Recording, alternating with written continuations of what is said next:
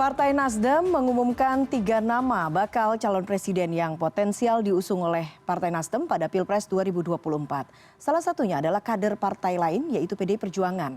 Nama Ganjar Pranowo, politikus yang masuk jajaran tokoh dengan elektabilitas tertinggi di berbagai survei, kini mencuat di dua partai. Apa langkah selanjutnya dari Nasdem dan PDI Perjuangan? Dan seberapa besar peluang Ganjar dari kacamata partai politik? Kita akan ulas bersama Arief Wibowo, Wasekjen PDI Perjuangan. Selamat malam, Mas Arief. Selamat malam, Mbak.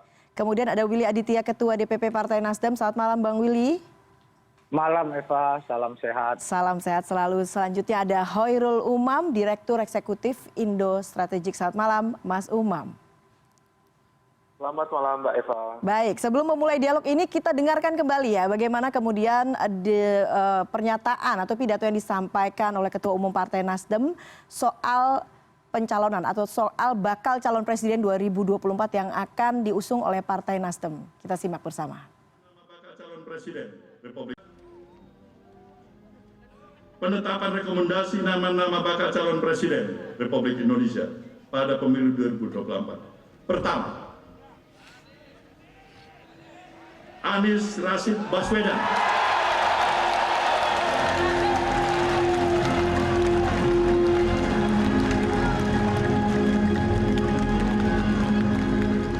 Kedua, Muhammad Andika Perkasa.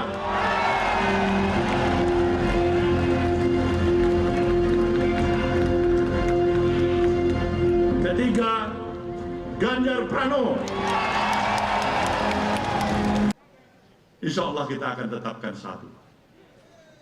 Waktu dan tempatnya kita cari hari baik, bulan baik. Seandainya apapun yang terbaik bagi bangsa ini, sang calon yang kita dukung, insya Allah terpilih, kemudian juga lupa pada Nasdem, nah itu sudah nasib kita. Baiklah, saya akan langsung minta tanggapan bukan ke Bang Willy, tapi saya langsung minta tanggapan Mas Arief. Karena kader PDI Perjuangan yang kemudian disebutkan menjadi salah satu bakal capres dari Partai Nasdem. Ini bagaimana tanggapan PDI Perjuangan? Ya, saya justru menegaskan apa yang sudah disampaikan Mbak Puan, Ketua DPP Bidang Politik Partai Demokrasi Indonesia Perjuangan. Bahwa pertama adalah kita tidak akan mencampuri urusan rumah tangga partai lainnya. Ya, kalau partai lainnya sudah memutuskan, sudah merekomendasikan dan lain sebagainya tentang capres-cawapres, itu adalah hak dari partai tersebut. Karena itu tidak ada urgensinya PDI Perjuangan mencampuri urusan partai yang lain, sekalipun misalnya yang direkomendasi adalah kebetulan salah satu kader PDI Perjuangan. Jadi kita hormati apa yang sudah diputuskan oleh DPP Partai Nasdem. Ya. Mudah-mudahan itu satu ikhtiar yang baik, putusan yang baik, manfaat bagi rakyat, bangsa, dan negara. Nah, PDI Perjuangan sedang fokus atau concern kepada apa yang telah ditugaskan oleh partai dalam hal ini keputusan Kongres dan perintah Ketua Umum. Kedua adalah menguatkan partai secara institusi, kelembagaannya, dan kedua kerja-kerja kerakyatan yang harus diintensifkan, aktifkan, ya capai kriteria yang optimal sehingga kita bersiap untuk memenangkan pemilu tahun 2024. Oke, artinya Mas Arief, apakah kemudian yang disampaikan oleh Partai Nasdem ini nanti akan ditindaklanjuti atau akan didiskusikan atau akan ada pembahasan nanti selanjutnya dengan Partai Nasdem? Apakah akan ada langkah-langkah begitu setelah kemudian diumumkan oleh partai lain? Karena ini kan kader PDI Perjuangan. Nah, masalahnya kita juga terikat secara kuat dengan konstitusi partai. Anggaran rumah tangga pasal 8 ayat 7 menyebutkan bahwa penugasan anggota partai yang eksekutif, baik itu sebagai presiden, wakil presiden, menteri, wakil menteri adalah prerogatif ketua umum. Tentu ketua umum akan memutuskan siapa yang akan menjadi capres, cawapres. Ya, tentu dengan berbagai pertimbangan yang luas dan mendalam. Dengarkan semua pihak termasuk aspirasi dari struktur partai kami dan seterusnya. Hal komunikasi politik terkait dengan partai yang lain, tiap hari saya kira itu dilakukan oleh seluruh urus partai kita. Oke. Tak terkecuali adalah dengan Nasdem, juga berkomunikasi, dengan Gerindra berkomunikasi, dengan PKS pun berkomunikasi, dengan yang lainnya juga berkomunikasi. Itu sesuatu yang biasa saja, tapi kita masih punya waktu. Nanti pada saat momentum yang tepat, kita akan memutuskan sama adalah siapa capresnya, cawapresnya, isi partai mana kita akan lakukan, itu nanti pada saat yang tepat atau momentum yang tepat kita akan putuskan dan akan sampaikan, dan itu adalah prerogatif ketua umum partai. Baik, artinya komunikasi dengan Partai Nasdem sudah dilakukan, apakah juga termasuk membahas soal nama Ganjar Pranowo ini atau bagaimana? Komunikasi kita lakukan tentu tidak harus kita umumkan. Ya. Kita tidak masuk kategori eksibisionis. Ya, ada yang harus kita bicarakan sama Om Willy itu ya bisik-bisik sering begitu kan. Tapi kan tidak perlu harus mengundang media. Ini sudah bisik-bisik sama Om Willy apa yang kita bicarakan dan sebagainya. Maka saya tunggu tanggal mainnya saja. Kapan ketua umum akan memutuskan, menetapkan sekaligus mengumumkan kepada seluruh rakyat Indonesia. Baik, kita akan tunggu tanggal mainnya kapan ini PDIP mengumumkan ya. Tentunya saya juga ingin tanya berarti ke Mas Willy. Mas Willy, kalau kemudian sudah diumumkan, memang kita tahu setelah disampaikan oleh Pak Surya nama-nama ini nantinya akan ada komunikasi begitu ya disebutkan terhadap kandidat-kandidat yang kemudian disebutkan namanya. Apakah juga termasuk ke tempat kandidat itu berpijak misalnya, ke rumahnya, ke partainya gitu. Nah, sejauh mana kemudian komunikasi ini sudah dilakukan oleh Nasdem dengan PDI Perjuangan? Ya, Eva, tadi yang ditandaskan senior saya, Mas Arief Wibowo, air beriak tanda tak dalam. Jadi kalau masing-masing saling diam tapi saling kode-kodean justru itu dalam itu. Ya, sama Mas Arief dan kawan-kawan di PDI Perjuangan, komunikasi kami sangat intensif ya. Dan tentu pasca Rakernas kami akan berdialog dengan kandidat, dengan partai-partai. Itu sebuah keniscayaan ya. Nasdem dengan PDI Perjuangan itu memiliki historis yang sangat kuat ya. Bagaimana dulu awal-awal Nasdem berdiri, kantor pertama yang dikunjungi itu adalah kantor Lenteng Agung ya, PDI Perjuangan. Bagaimana proses pengusulan Pak Jokowi sebagai calon presiden, itu modal dasarnya PDI Perjuangan dan Nasdem. Jadi secara historis tidak ada kendala, secara ideologi apalagi Pak Surya Paloh adalah seorang yang Soekarnois ya, jadi memiliki kedekatan yang luar biasa. Dan ini juga bentuk kami mengapresiasi kader PDI Perjuangan yang banyak direspon oleh publik ya. Jadi Nasdem kan mencoba selalu scientific approach dalam setiap pengambilan keputusan politiknya Eva, itu menggunakan instrumen riset salah satunya. Dari hal-hal seperti itu yang paling prominent dari riset kita adalah dua nama ya, nama Pak Ganjar dan nama Pak Anies. Nah maka kemudian dari Rakernas kemarin dua nama itu juga yang banyak diusulkan oleh Dewan Pimpinan Wilayah, maka kemudian kami mencoba menjembatani aspirasi publik itu untuk menjadi keputusan Rakernas. Ini ekspresi kami sebagai partai yang terbuka, dan kemudian tentu juga kami sadar betul tidak memiliki kecukupan kursi.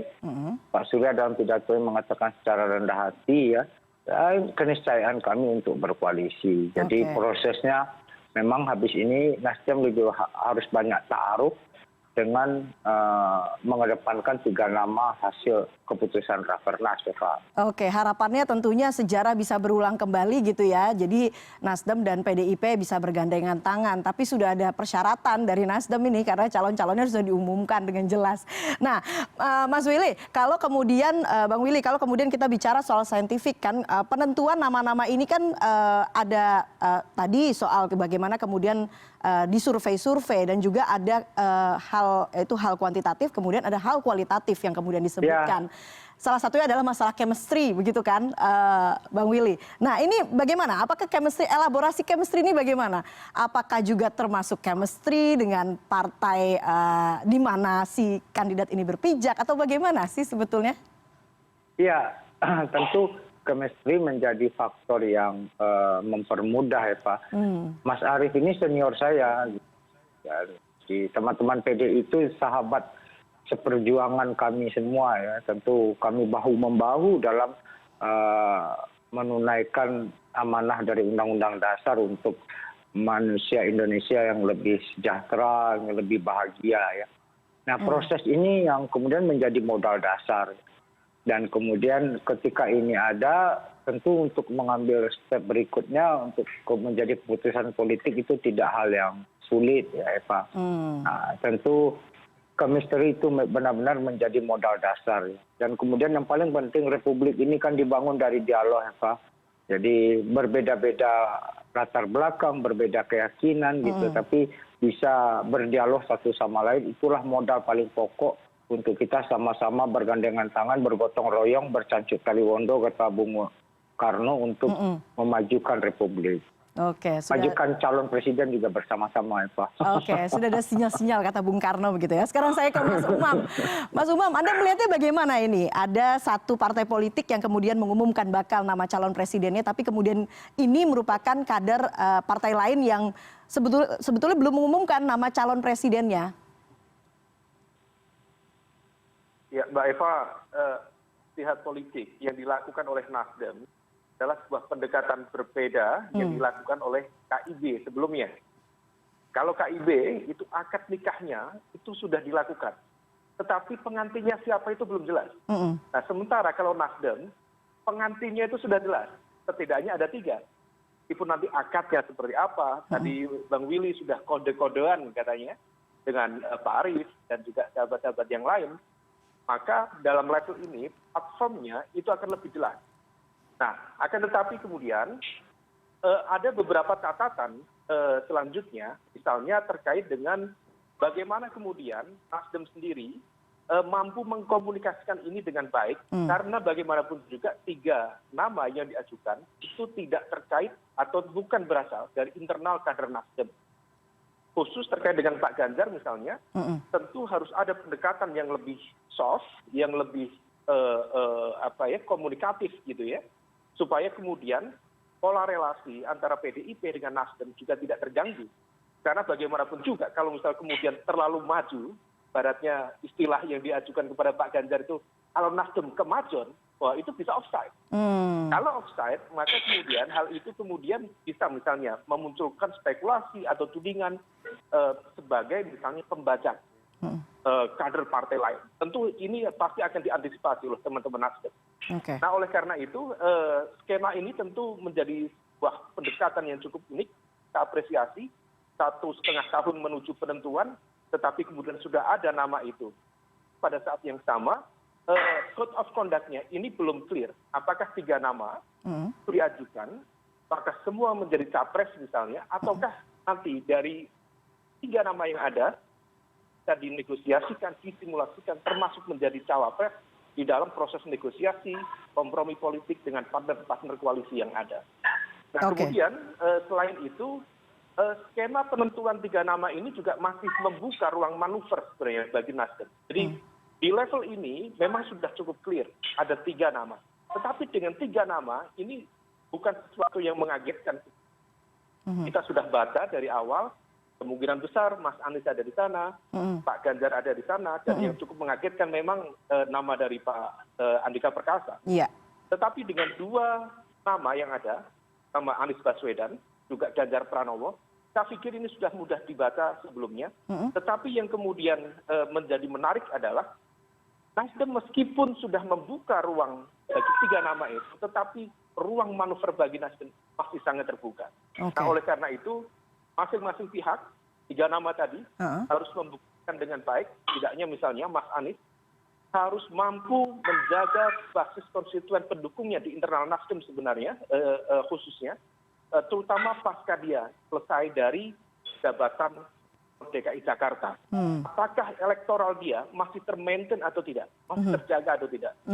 Sementara di level Pak Ganjar, ini harus betul-betul dijaga dengan baik, terutama adanya kasih rapuhnya dukungan elit pada Pak Ganjar. Apakah kemudian ini bisa terselesaikan ataukah justru dinamikanya semakin kurang termanage. Sementara dengan Pak Andika Perkasa, saya tahu saat ini beliau masih menjabat sebagai Panglima TNI yang secara tupoksi dan visi beliau itu harus menjaga netralitas dan independensi TNI. Tetapi apakah kemudian dengan bekal elektoral yang masih terbatas saat ini, kemudian bisa di-boosting, terutama setelah mendapatkan suntikan politik dari Nasdem, apakah kemudian itu akan terjadi peningkatan signifikan pada akhir misalnya 2002 ini sampai kemudian bulan September 2023. Kita akan menguji bersama, Mbak Eva. Oke, kita akan lihat sebetulnya memang di akhir tahun Nasdem menjanjikan akan mengerucut menjadi satu nama. Nah, tadi Mas Umam mengatakan soal offside. Kalau Anda melihatnya bagaimana? Ini langkahnya Nasdem offside atau enggak? Atau belum bisa dinilai kalau terlalu dini untuk menilai itu? Ya, kalau saya melihat sejauh ini tentu belum ya, tidak atau belum pada level offside itu. Level offside itu terjadi ketika kemudian ditetapkan sebagai figur tunggal. Sementara misalnya PDIP belum memberikan restu secara real. Artinya Bu Mega belum memberikan secara terbuka. Dan kita ingat apa yang dilakukan oleh teman-teman di Nasdem misalnya, mengajukan nama Pak Ganjar, kemudian KIB, yang katanya tidak, tetapi juga kuat, juga dipersiapkan untuk Pak Ganjar. Setidaknya ini kemudian bisa menjadi ruang pertimbangan bagi teman-teman di PDIP, apakah visible untuk kemudian diberikan support ataukah ada pertimbangan lain. Baik. Nah, kalau misal kemudian ada pertimbangan lain, tentu akan kita uji. Tetapi Mbak Eva, yang saya cermati, Bu Megawati itu relatif memiliki independensi di dalam konteks bukan siapa yang akan dia dukung atau tidak didukung. Saya masih ingat di Jawa Tengah, itu dulu ada pilkada dari kader sendiri. Misalnya nama waktu itu Bu Rusli Ningsih, wakil gubernur. Beliau merasa cukup memadai, kemudian melakukan sosialisasi, melakukan persiapan, tetapi kemudian anggap kemajuan. Nah, karena kemajuan itu kemudian betul-betul yang seharusnya sudah siap secara logistik, networking, tapi kemudian akhirnya tidak mendapatkan restu politik Bu Mega. Nah, di level ini saya pikir itulah yang kemudian harus dipahami. Mana kemudian memahami cara pandang, filosofis, dan juga ya, laku berpolitik dari para pengambil kebijakan itu sendiri. Jadi di level ini tentu teman-teman Nasdem yang sudah menyebutkan satu nama misalnya Pak Ganjar juga harus betul-betul sensitif dalam menangkap kode-kode itu. Adapun yang lain, Pak Anies dan juga Pak Andika Perkasa tentu memiliki tantangan masing-masing. Tetapi yang bisa diantisipasi oleh Nasdem sendiri, bagaimana kemudian dan hanya memboosting elektabilitas dari tiga nama ini, tapi bagaimana mengkomunikasikannya dengan potential partners untuk membentuk koalisi yang solid menuju 2024 sebenarnya. Baik. Bagaimana kemudian memperoleh restu dari Bu Mega? Kita akan bahas sesaat lagi. Tetap bersama kami di CNN Indonesia Newscast.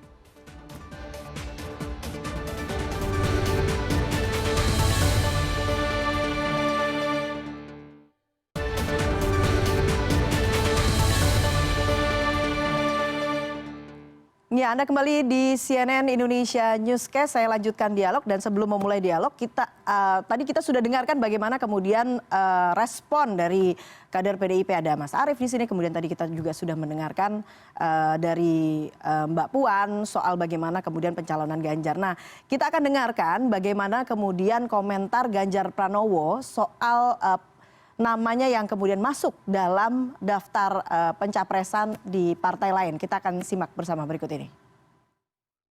Jadi tidak akan keluar, tidak akan mau dicalonkan. Salah satunya ada nama Mas Ganjar. Ya, semua orang bisa memberikan, kami menghormati partai-partai apapun gitu ya.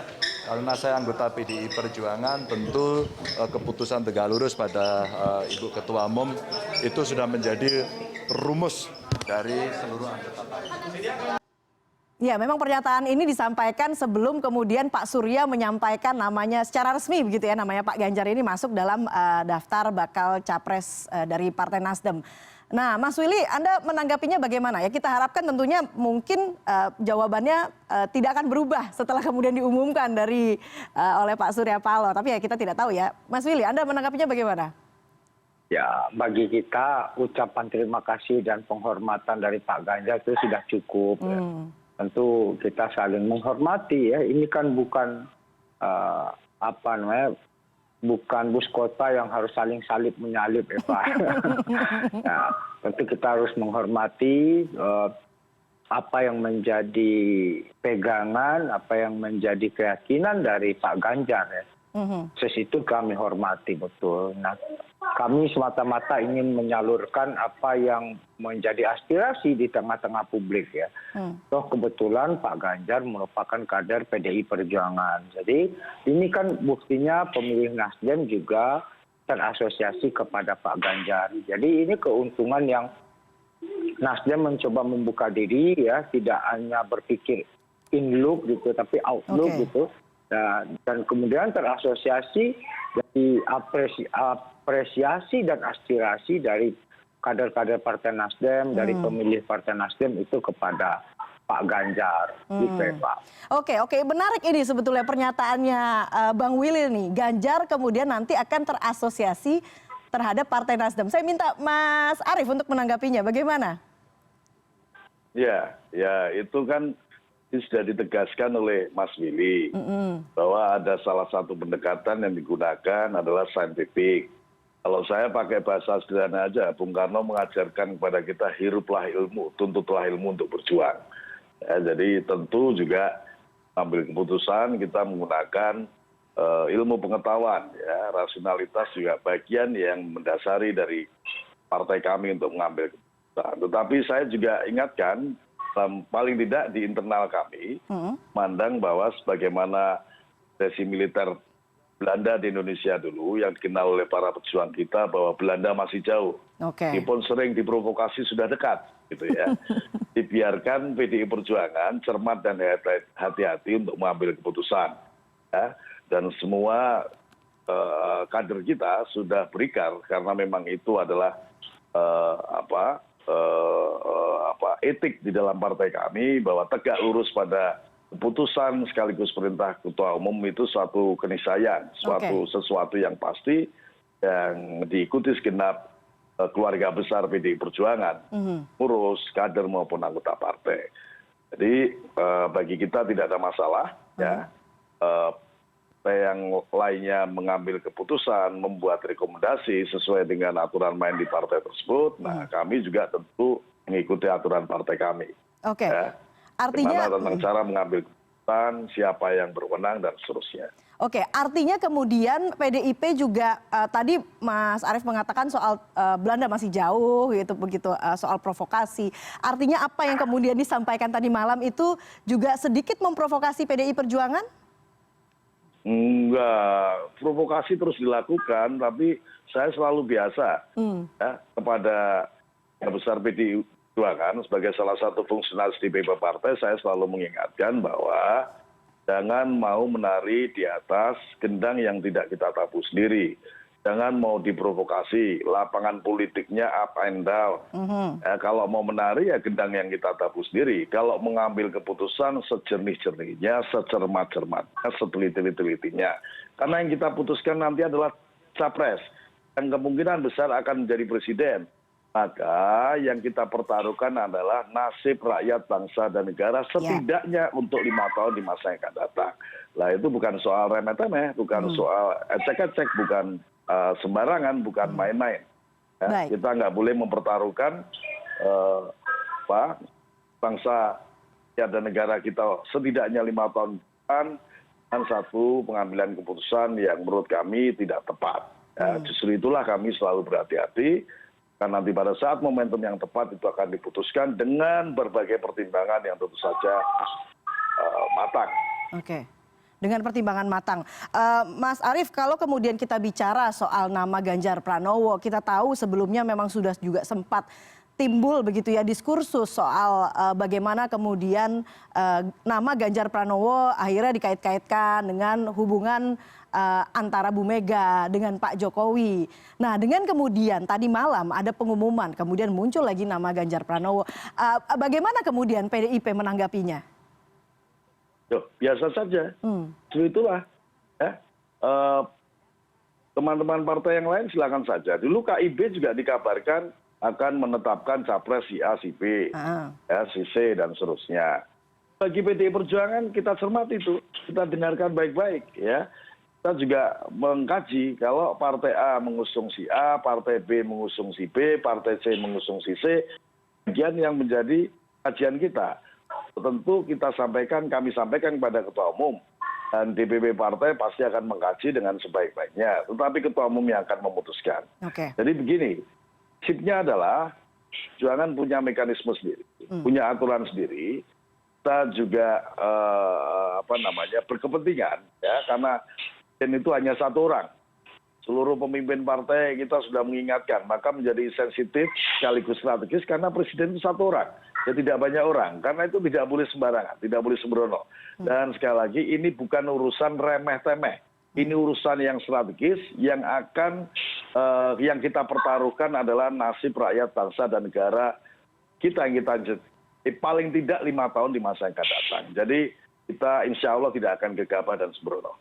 Oke, sekarang saya minta tanggapan Mas Umam. Mas Umam, Anda melihatnya bagaimana kemudian dengan langkah politik, baik itu Partai Nasdem ataupun tadi yang disampaikan oleh Mas Arief soal prinsip kehati-hatian yang kemudian dikedepankan oleh PDI Perjuangan dalam menentukan capresnya?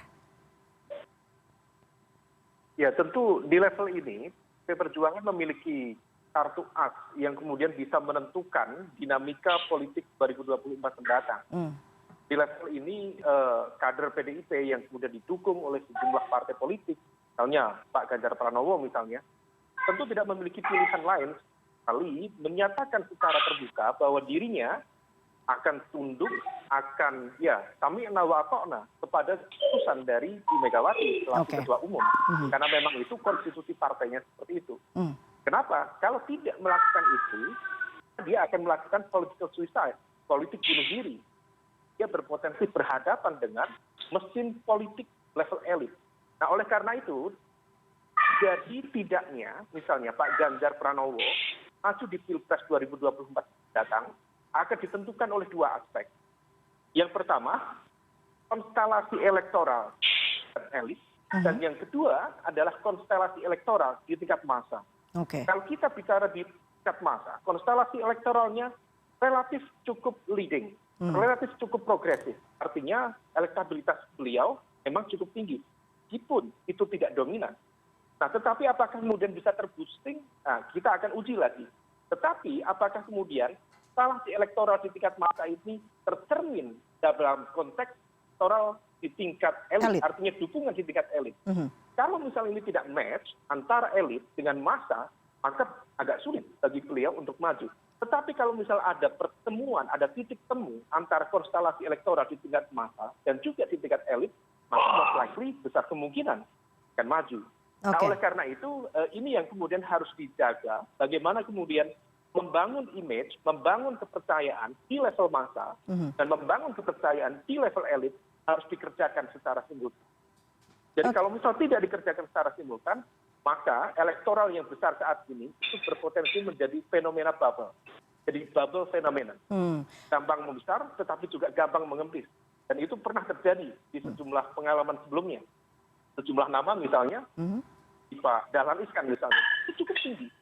Tetapi hanya dalam hitungan waktu, ketika kemudian tidak mendapatkan tiket misalnya, maka proses mengempisnya, melemahnya juga cukup cepat. Artinya apa?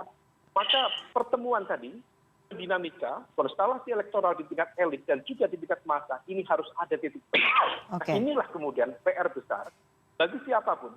Pak Ganjar, Mas Anies, Pak Andika Perkasa, Agus Harimurti Yudhoyono, kemudian juga Mbak Puan sendiri, harus betul-betul menempatkan dirinya untuk bisa meyakinkan dua layer ini. Kalau misal dua layer ini kuat, saya yakin mesin politiknya juga kuat menuju kontestasi 2024. Oke, Mas Umam, kalau secara spesifik ke Pak Ganjar sendiri, Anda melihatnya bagaimana?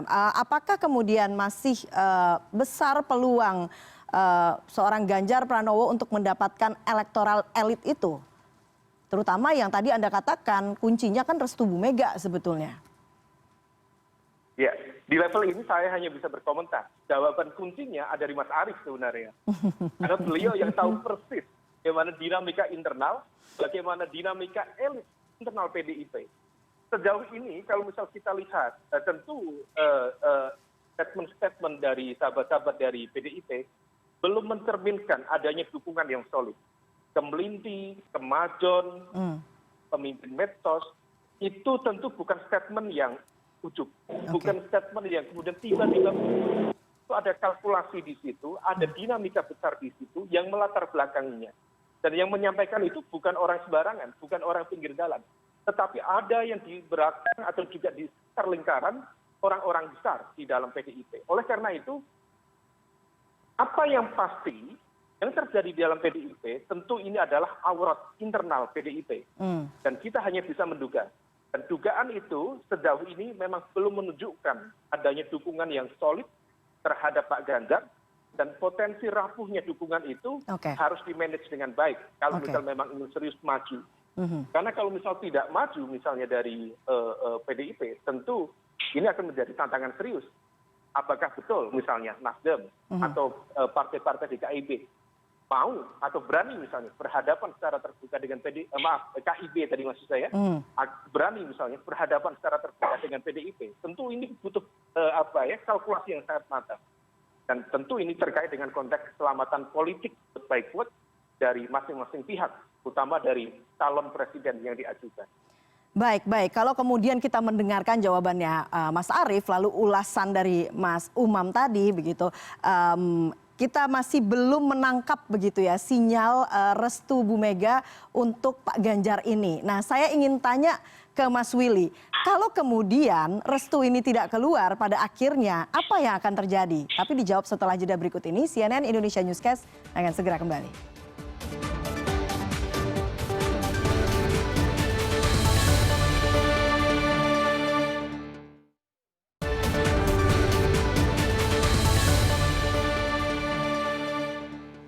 Ya, Anda kembali di CNN Indonesia Newscast. Saya lanjutkan dialog. Mas Willy, saya minta Anda menanggapi saat ini memang masih terus dinamis. Komunikasi politik masih terus dilakukan. Harapannya kode-kode keras yang tadi disampaikan Mas Willy bisa ditangkap dengan baik. Sinyalnya tidak ada yang putus sehingga PDIP bisa menangkapnya dengan baik. Tapi ada potensi, ada kemungkinan kemudian restu itu tidak keluar dan nama Ganjar Pranowo tidak direstui oleh PDI Perjuangan. Nah, ini apa yang akan terjadi kalau begitu, Mas Willy? Ya, sekali lagi Eva, tentu kami menghormati apapun itu menjadi keputusan baik pribadi Pak Ganjar ataupun secara kelembagaan PDI Perjuangan di bawah pimpinan Bu Megawati Soekarno Putri. Jadi proses itu yang sekali lagi kami hanya menyalurkan aspirasi. Ya. Tentu PDI Perjuangan dalam hal ini partai yang cukup mumpuni, memiliki stok kader yang banyak dan kemudian dipercaya menjadi salah satu kandidat bakal calon presiden dari partai kami. Nah, hal-hal seperti ini tentu komunikasi satu sama lain tadi seperti apa yang Mas Arief bilang itu menjadi modal utama dalam kami membangun dialog ya. Jadi kami sejauh ini masih 3 nama, belum 1 nama Eva. Proses waktu yang kemudian membuktikan siapa nanti yang mengerucut menjadi 1 nama. Nah, proses ini juga kami masih memiliki ruang untuk bernafas gitu ya, untuk kemudian mendialogkan dengan partai-partai lain. Tentu historis chemistry itu menjadi sebuah modal besar dalam membangun koalisi ya.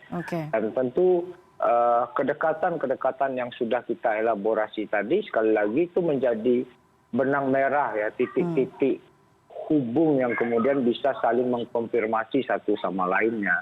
Nah, catatan yang paling kalau dalam hemat kami, proses preliminary itu menjadi sangat penting. Karena apa?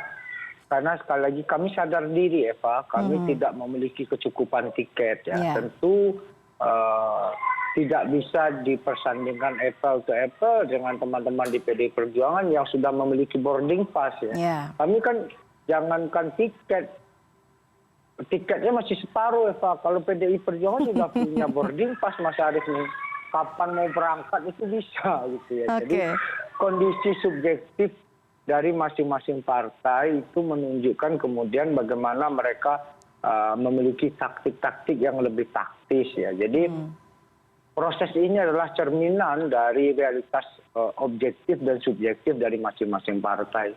Ya, inilah kemudian upaya dan ikhtiar kami lakukan ya. Yang kedua, sedini mungkin asosiasi itu artinya begini, kalau kita sudah memiliki calon presiden, artinya kan publik mengerti ya. Oh, si A memiliki, partai A memiliki calon presiden A, B, C, partai B memiliki ini. Baru kemudian terjadi dialog yang setara dan equal gitu, Pak. Jadi ini memang jebakan Batman juga terhadap proses kandidasi di dalam sistem demokrasi kita ya. Kalau kita sedikit agak mundur sedikit refleksi gitu ya.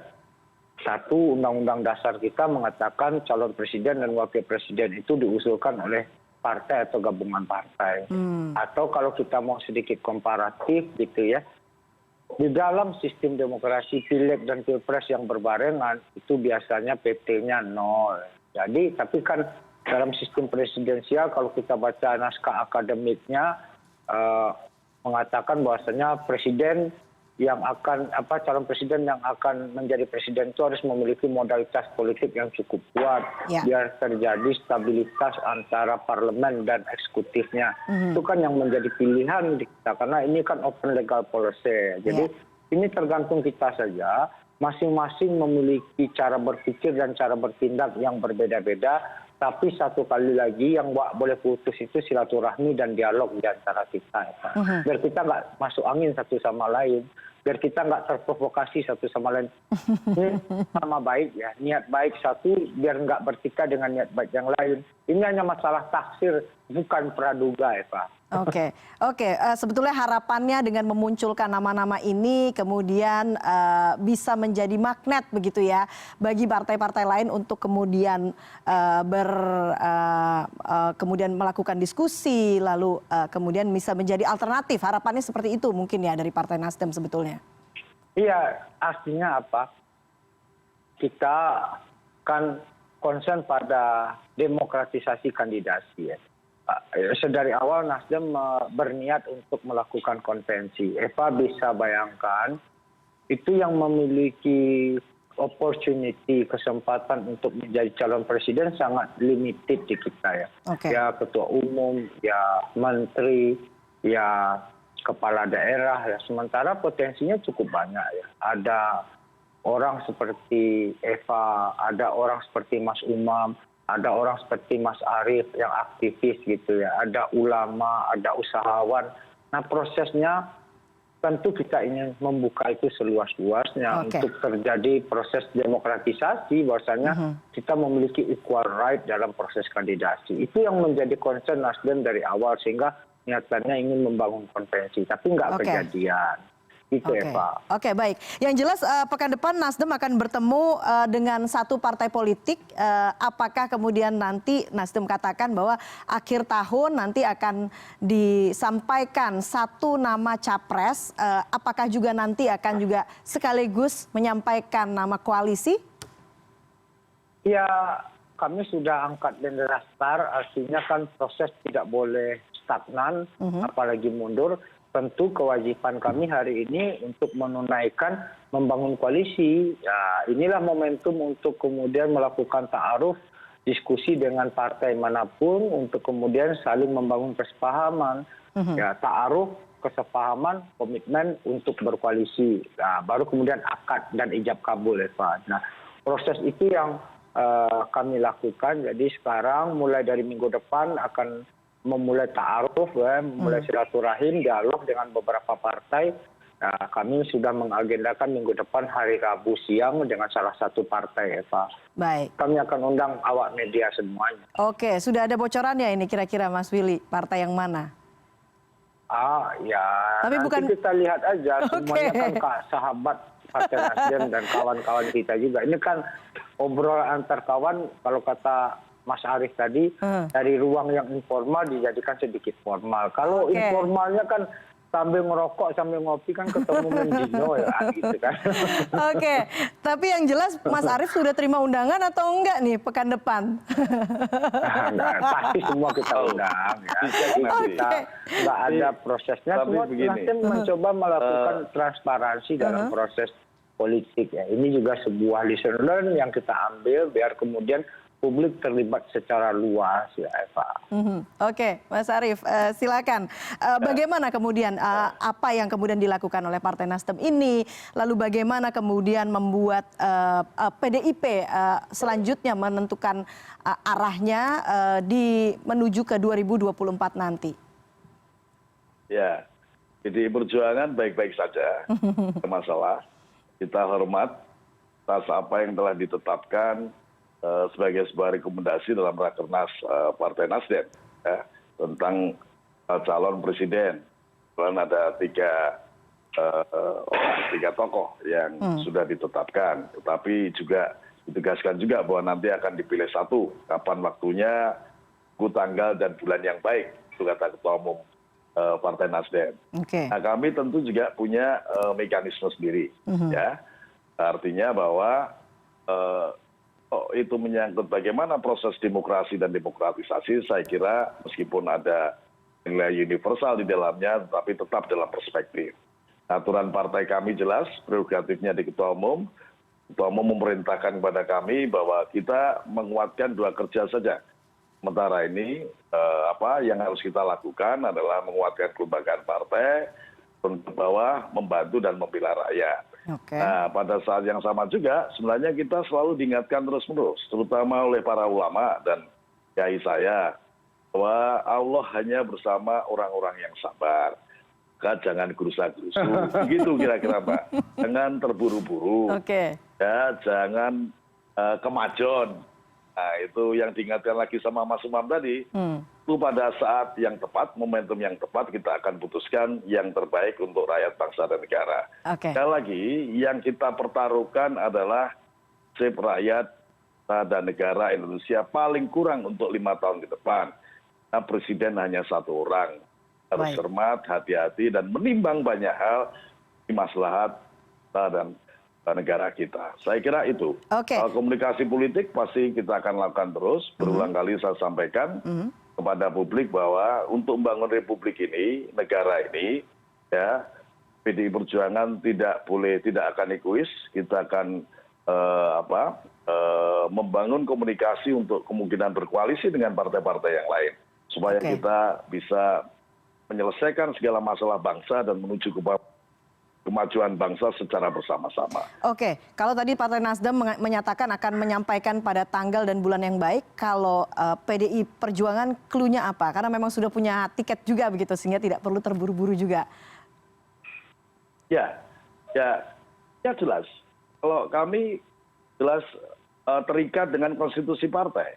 Ya, di ayat 8 pasal 7 anggaran rumah tangga partai, ya, petugas partai yang eksekutif sepenuhnya kewenangan atau prerogatif ketua umum partai, baik itu presiden, menteri, wakil menteri, ya, itu sudah jelas.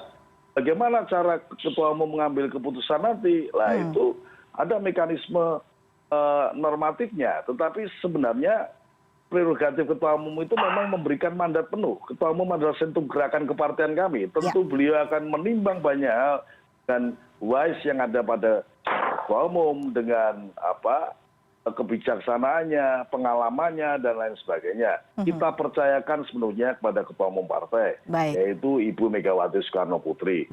Ya, saya juga sampaikan bahwa kita mesti sabar memang, tidak gampang karena ini pertaruhannya besar.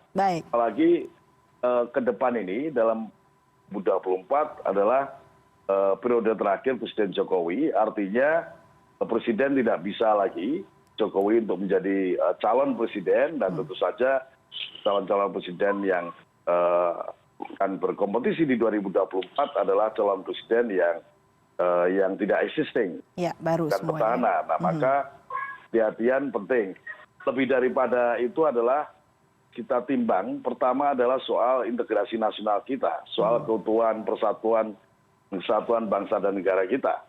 Itu paling penting. Kemudian menjaga pluralisme, ya, manfaat di dalam kehidupan bermasyarakat, berbangsa dan negaranya harus ada, terutama kehidupan di sektor sandang, pangan, dan papan yang selama ini juga dirasakan masih bermasalah bagi rakyat kita. Saya kira yang fundamental itu, ya, dalam pembangunan ke depan ini memang membutuhkan sosok yang betul-betul kita putuskan secara cermat, matang, penuh kehati-hatian ya pada momentum yang tepat, dan untuk PDI Perjuangan itu merupakan prerogatif Ketua Umum PDI Perjuangan. Baik, kuncinya tentunya kesabaran berarti ya untuk menunggu nanti kapan calon presiden dari PDI Perjuangan akan diumumkan. Terakhir saya ada ayatnya itu Mbak, Allah hanya bersama orang-orang yang sabar. Baik, baik. Terakhir dari Mas Umam, Anda melihatnya bagaimana? Kemudian seperti tadi Mas Arief katakan, ini semua nanti yang akan berlaga bukan tidak ada petahana. Lalu kemudian kita melihat bagaimana kemudian gerakan-gerakan dari partai politik yang mungkin baru, soal koalisi yang kemudian muncul jauh-jauh hari, soal calon yang kemudian sudah dimunculkan sekarang. Anda melihatnya menuju 2024 ini bagaimana? Sebagai penutup. Ya, Mbak Eva, saya pikir akan semuanya ditentukan oleh momentum ya. Momentum ketepatan, secara timing, itu yang kemudian akan menentukan semuanya. Tentu kita bisa paham kenapa Mas Arief menyitirnya ayat Allah akan bersama orang-orang yang sabar. Tetapi bagi mereka yang tidak memiliki tokoh, mereka yang juga elektoralnya mungkin tidak di partainya Mas Arief, dia akan menggunakan adigium yang lain, bahwa sabar itu ada batasnya. Nah, oleh karena itu pertemuan ini yang kemudian harus ditimbang ulang, dan itu akan tercipta momentum yang sama. Tetapi pada dasarnya tadi yang disampaikan Mas Willy ya, saya pikir ini adalah bagian dari strategi politik dan juga strategi marketing politik dari Nasdem. Ya. Tadi diistilahkan demokratisasi kandidat dan ditentukan 3 nama. Kebetulan 3 nama itu kalau misal kita cek secara detail, tidaknya merepresentasikan dari elemen Islam, nasionalis, dan juga militer. 3 elemen itulah yang selama ini menjadi backbone dari struktur kekuasaan di Indonesia sejak Indonesia merdeka sampai saat ini. Oke. Nah, maka saya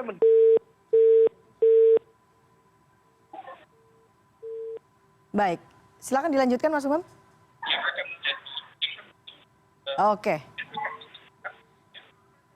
Baik. Baik, sayangnya audio komunikasi terputus. Mungkin juga kita semua di sini pemirsa juga. Oke, silakan Mas Umam. Saya bisa mendengar Anda, silakan dilanjutkan. Singkat.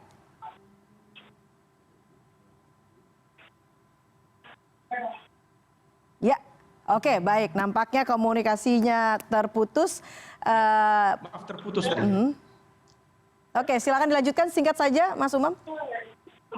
Ya, yang ingin saya tekankan tadi bahwa 3 kandidat yang diajukan oleh Nasdem itu memiliki spektrum elektoral yang kemudian juga to some extent akan bisa dinikmati misalnya oleh Nasdem. Nah, tentu ini strategi politik dari masing-masing partai, dan nanti partai yang lain tentu juga akan memiliki strategi yang lain. Tapi yang tadi yang cukup menarik, apakah kemudian kalau misal Ganjar maju atau tidak maju lewat PDIP, bagaimana impact dari misalnya basis pemilih loyal yang selama ini memberikan dukungan kepada Jokowi misalnya, atau apakah kemudian basis pemilih loyal PDIP akan tetap solid atau akan mengalami split in case Ganjar kemudian maju lewat partai di luar PDIP. Nah, tapi terlepas dari itu, saya sendiri melihat bahwa PDIP relatif memiliki mesin politik yang cukup kuat. Kita belajar kalau misal dari pilkada di Jawa Tengah, ketika Pak Ganjar berhadapan dengan Sudirman Said dan Mbak Ida Fauziah misalnya, yang ketika disurvei itu gapnya cukup tinggi, 20% banding 30%. Tapi hasil pilkada itu gapnya cukup rendah, hanya sekitar 55-56% berbanding 48%. Artinya apa? Ada faktor mesin politik yang kemudian itu menentukan kemenangan dia. Kemenangan Pak Ganjar di Jawa Tengah. Salah satunya mesin politik partai, dan juga tentu ada insentif elektoral misalnya dari para santri Mbah Maimun Zubair yang kebetulan Gus Yassin berada pada posisi wakil gubernur waktu itu. Artinya apa? Ini semuanya akan menjadi penentu apakah kemudian seorang nama calon potensial untuk diajukan, ataukah sebenarnya ya dia siapapun partainya ya tidak begitu signifikan. Ini akan menjadi dinamika dan kita akan terus cek ke depan. Yang terpenting tadi, apakah kontestasi elektoral di level elit dan di level massa bertemu. Kalau misal bertemu, maka go. Tapi kalau misal tidak bertemu, maka akan terjadi dilema-dilema besar dan berpotensi kemudian menggagalkan rencana pencawapresan di masing-masing nama. Baik, kita akan lihat sama-sama yang jelas apa yang kemudian dilakukan oleh Partai Nasdem tadi, menambah referensi begitu ya, setelah kemudian nama-nama capres yang diusung dari internal partai politik disampaikan, kemudian ini Partai Nasdem muncul begitu dengan nama-nama yang kemudian di luar dari kader Partai Nasdem. Kita akan lihat sama-sama bagaimana kemudian dinamika politik yang terjadi sampai 2024 nanti. Bapak-bapak, terima kasih banyak atas waktunya di CNN Indonesia Newscast. Selamat malam dan salam sehat selalu. Selamat malam. Selamat malam. CNN Indonesia Newscast segera kembali.